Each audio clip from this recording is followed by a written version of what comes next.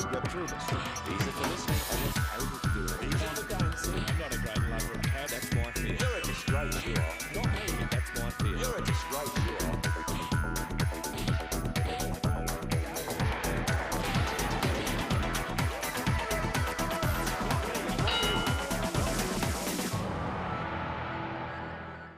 Hello and welcome to One-on-One Shadowboxing Have Your Say. Today my guest at the WTV studios, Greg Ross, a truckie. Lovely to see you again, Tibor. How are you, Greg? I'm deeply well, my friend. Deeply You well. enjoying life? I am, because I don't own a truck. Oh, on that note, Greg, what do you think about our Prime Minister, who is very innovative? He's got new ideas every week, and he's throwing that away left, right, and center, and listening what the reaction is. And I think last week he got a bloody idea, probably a bloody good idea, to help the mums and dads of our trucking industry. You know, the small Yes. truck contractors? Yes, I do know them well. So is he right or wrong? He Look- definitely got the good idea. He want to help. Malcolm Yes. is an ideas man, as the best merchant bankers always are. And I like Malcolm. But I think Malcolm is in the wrong job. Malcolm Yes. would make a perfect Governor-General. He would shake everybody's hand, not just some people's. Yeah. Whereas, as a Prime Minister, Malcolm is not necessarily out of his depth. It's just he's got no concept of what's really needed, like leadership or something like that. Oh, is leadership needed these days in Well, politics? that's a moot I point. don't think we got any leaders in politics. Now the Greens got a leader, charismatic one. They used to have one long time ago. A long time ago. Labour is on the floor, no leadership. Yeah, I know. So why are you missing leaders in this country? Well, Greg? I think that Malcolm is failing as a leader so badly that, or so well he's failing, that Bill Shorten, who's nobody's leader, a bland man, became is, a is leader. looking like a possible leader. And the world That's has the best gone mad. joke of the whole year. It is, and they've lost control of it. But back to the trucking. truckies. And the minister with him, it's all happened in Perth last Yes. week, you know, Yes. Friday, they announced we are looking after mums and dads, small businesses, because this is what makes the country great and working.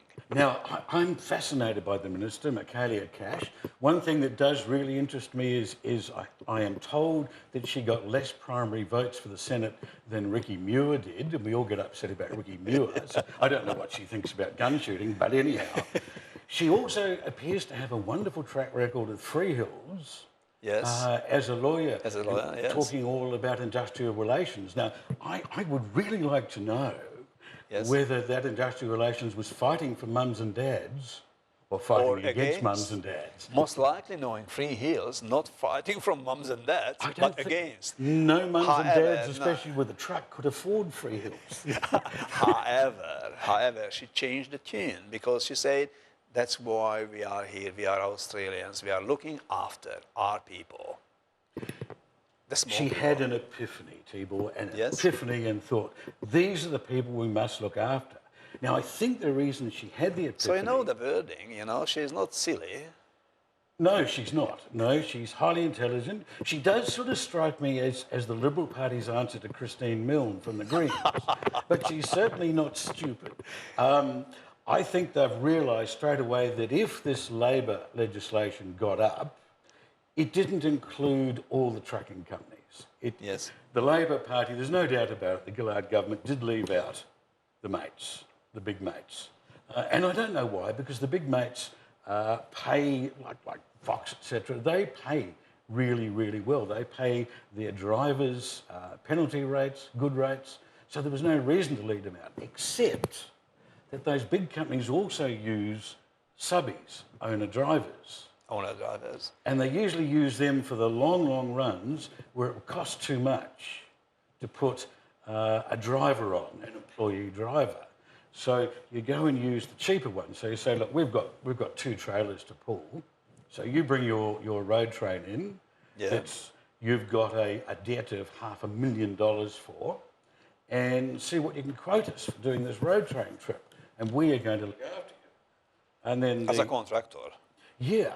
So the poor guy, this is mum and dad, who've brought the prime mover. Now, their house Their house is probably worth 450,000, of which there'll be a mortgage on that.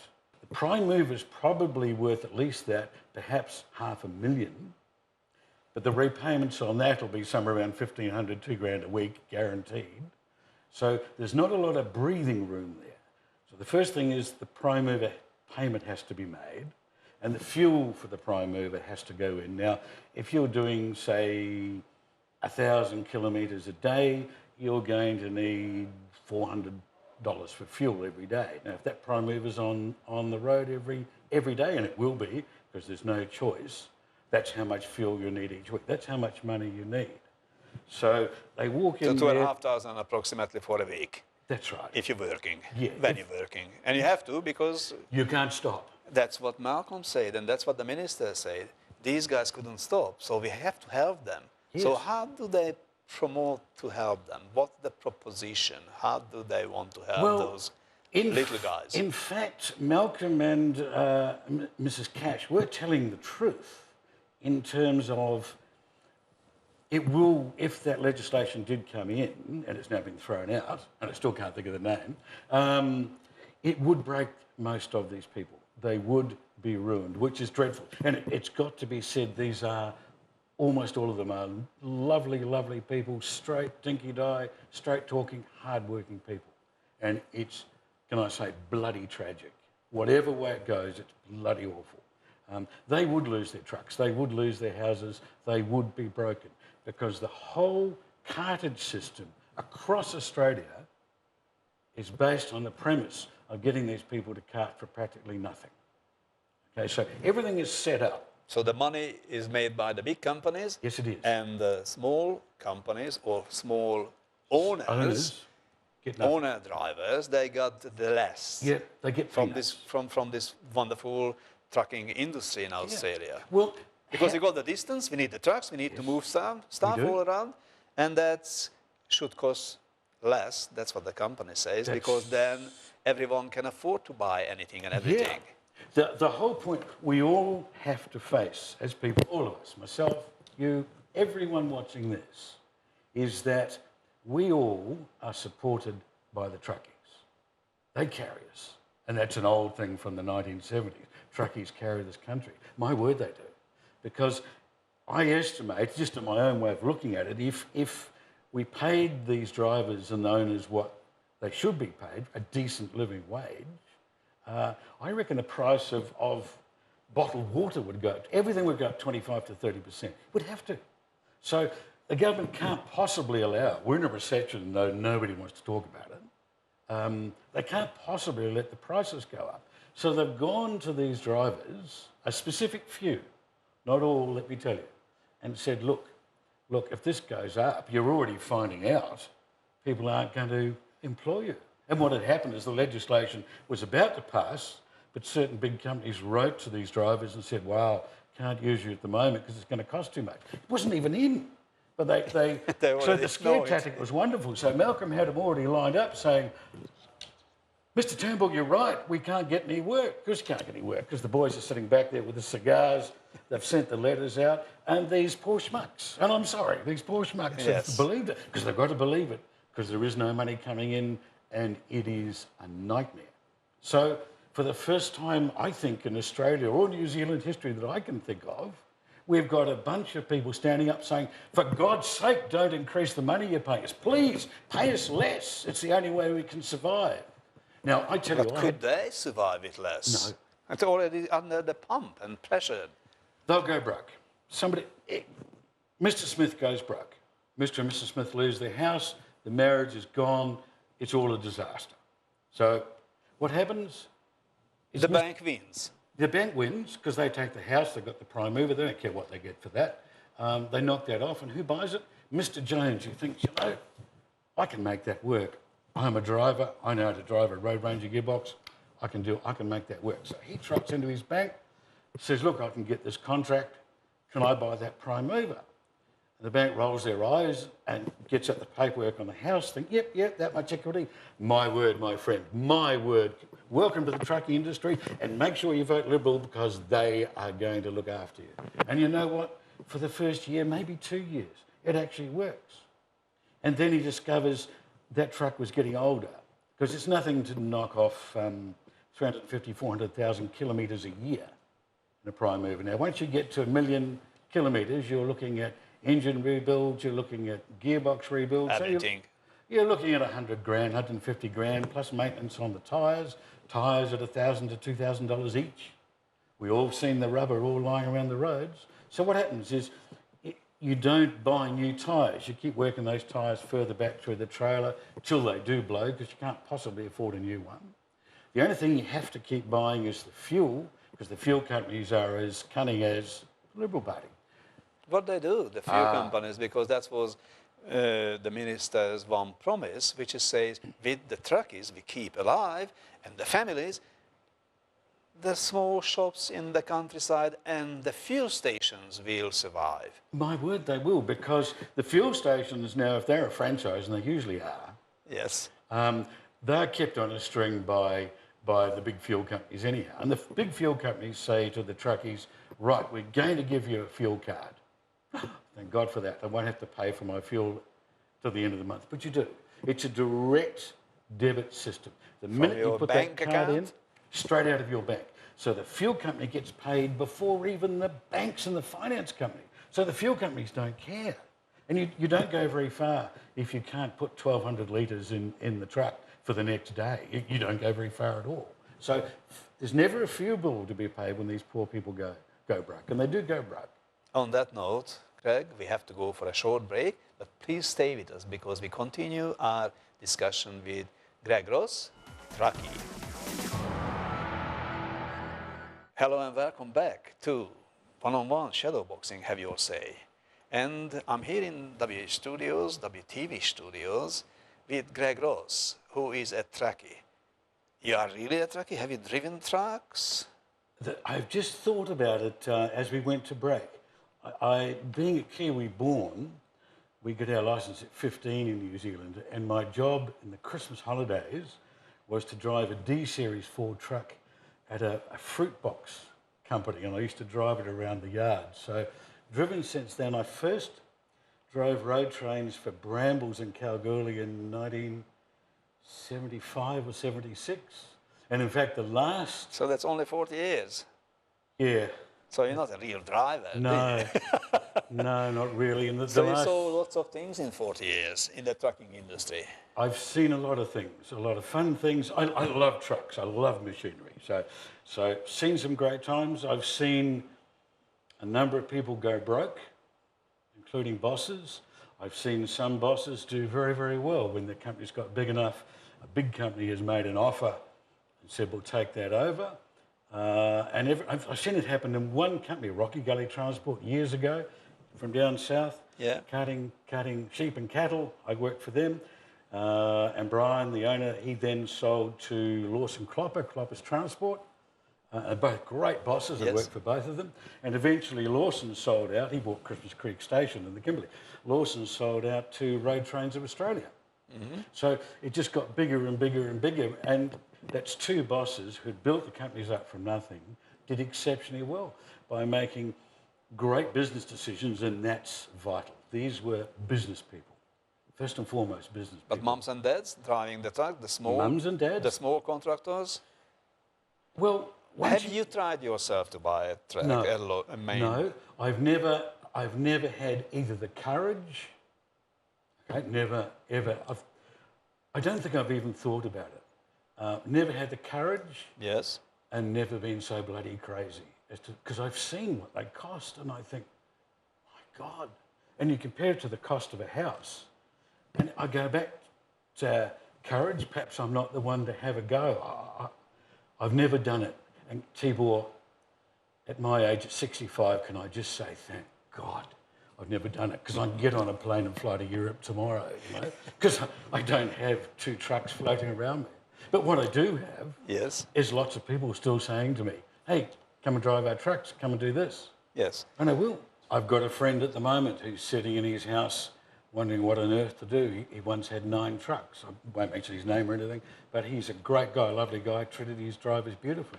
But it got too much because the rates come down and down and down because everybody cuts everybody's throats. Now, it's free enterprise. Absolutely, free enterprise. So if you come to me and say, look, I can cart your trailers, I can cart your produce for 20 cents a kilometre less than the bloke across the road, I'm going to look at that, do the sums and think, yeah, right. I don't care if you can't put food on the house. I don't care if you can't eat. I don't care. As a business person, I don't. You just told me what you can do. So there'll be a clause in the contract with the other poor bloke that says you have to meet market conditions. It'll be something like that. Probably somebody like Freehills would have done the paperwork, and because they're a good, clever company. So you'll be confronted with, mate, if you can't cut for 20 cents less, that's the offers I'm getting, then I'm going to have to drop you. So what do you do? Because you've probably got a whole lot of invoices in the glove box of the truck that you can't possibly pay. And you just need the cash flow somehow, because mum has just said, look, the kid's fees are due or something or other, and you're wondering where on earth the money is to come from. And this is where it gets serious, because you are a worried person. You are fatigued. Yes. So how the government helping you in this situation, what they want to do now with the legislation, which we find out what's the name of the legislation? RS, what is it? Road safety remuneration. Yes. Yes, I still can't think of it. It's a mouthful. Again, I go back to the dog's breakfast. I don't know, Tibor. I've looked at it before I was willing to comment or write anything, and I thought, how is this helping anybody except the big trucking companies, but keeping a lid on costs, keeping a lid on it. So you say to them, look, you are going to be out of work. And you talk to the big companies, you have a transport meeting or a meeting which is probably $5,000 a head for dinner with the Governor, the Prime Minister. And then you say, well, look, if you sent out a note to the, not that I'm saying this would happen, but if you did that, you see, you had a campaign and you scared the heck out of the drivers, especially in the country regional areas, saying, well, you know, we won't be able to pay you, so we might as well stop now. And the sheer horror, because where do you go if that happens to you? There is nothing for you to do, especially if you're in a regional country town. What? Except paying the bills. Yeah, got to pay the bills. So got to have cash flow. So guess what? You drive your prime mover into Canberra and you park the horns and you have 50, 60, 100 prime movers. Now, we all think that's a lot because it looks impressive on television. We had that Barnaby Joyce, and dear God, he was acting Prime Minister for a couple of days. That's how mad the situation's got. He's waving from a bridge like the Queen at these prime movers. But we think that 100 prime movers is a lot. Go down to Fremantle, to the container port. Yeah. 100 prime movers. There's 100 of them chained up on the bridge at the moment. They can't get across the bridge at the traffic lights. But when that tunnel comes through, my word, that's going to work. So in desperation, when these small businesses or family businesses, obviously, get into as desperate as today they are, and they have to work, how can they, work that hard? So how can you extend your driving hours? What's the rules and regulation? How many hours you can drive as a contractor? It varies from state to state, and you can drive a lot more hours in Western Australia because we're always told it's the distance here that has to be covered. So you can drive for about 17, 18 hours here. But I do have to say... Per week. But how can you drive? Per day, 24-hour period. How many hours you can drive? 17. 17? Yeah. Oh. Even on a mine site, you can legally work up to 14 hours driving. So how many days you can work 14 hours or 17 hours? Theoretically, it's 168 hours or something before you actually have to have a 24-hour break. But in 1 week or in one go? One go. That's worse than the United States. Yeah. Well, it is really. They could drive only 80 hours per week. Yeah. Here you can drive almost double if you wish, if you can. At any mine site, and it worked very well, most drivers of road trains, these are on private roads, are doing an 84-hour week, sometimes a 90-hour week. Then they have 24 hours from changeover from day shift to night shift and do another 84 to 90 hours, then come home and have a week off. It is controlled, utterly controlled. And it works well. It's been the But same. not with the mums and dad business. It doesn't. And look, that leads on, and it isn't funny. It is awfully, awfully tragic and very, very sad. And I don't know how you overcome things in a free market. I think that Labor legislation, though it was a dog's breakfast, I think they're on the right track, is to try and bring that industry up. Sure, people can say, look, it was a union thing, but the reality is less than 12% of all drivers of trucks in Australia Yes. belong to a union. I don't. Less than 12%. So, yeah, you can say the union might want to lift up their numbers, but really since the latter days of the Hawke-Keating governments and certainly the John Howard government, People left the union. people left the unions and they have not gone back. Thanks for Labour. Labor- Thanks for the old guys. I mean, Bob Hawke, it's getting each day worse and worse in memories. I think he remembers his horses in Hong Kong, but after that, and he certainly remembers that he was better than Paul Keating. Oh, But that's not yes. how Paul Keating With the remembers it. strippers or with the drinks? With the drink, I think. I think That's not too Paul's got a hard. better collection of clocks. You see, And that's likes the Marla. taste. You know? Milo. Marla, yeah, Marla, all right. That's good. But we get off it. What happens with these people is they are so stretched, they're out on the road that They're taking drugs. They falsify the logbooks. That's the first thing. Yes. That you keep 2 or 3 sets of logbooks in the truck, and you start taking pills to keep you going. Now, it's gone on for years and years. It has not stopped, especially on the east-west run from the east coast of Australia over to Perth. It is a nightmare. And all of us know, I lost a friend who was driving for Greyhound years ago from an east-west just outside of Meriden. We all know them. Eventually, and there's no pleasure in saying this, it is a national disgrace. You know these drivers because they've lost their trucks, they've lost their houses, they've lost their marriages, and they know how to drive. They're beautiful drivers. They do get the jobs on the mine sites, and you know them because their teeth are missing from the drugs, their eyes are mad and wild, and I mean it, and their conversation is nonsensical, and they don't fit in with people because they've lost the ability to converse, and the very sanctuary they're looking for of safety and good money and good hours, say on a mine site, they can't actually put up with the rules because they've had to break rules for all their working life. So when they get onto a mine site where the rules are, it's just like the army really, the rules are very, very strict or you're gone. They can't take it and they don't last that long or they have trouble with people. So we are breaking people. And the Turnbull government needs to take a long, close look at themselves because they're just going to break people further. Thanks for this interview. It's no real pleasure, but it needs to be out there, the story. Yes, definitely. Don't forget, next week, same time, same channel.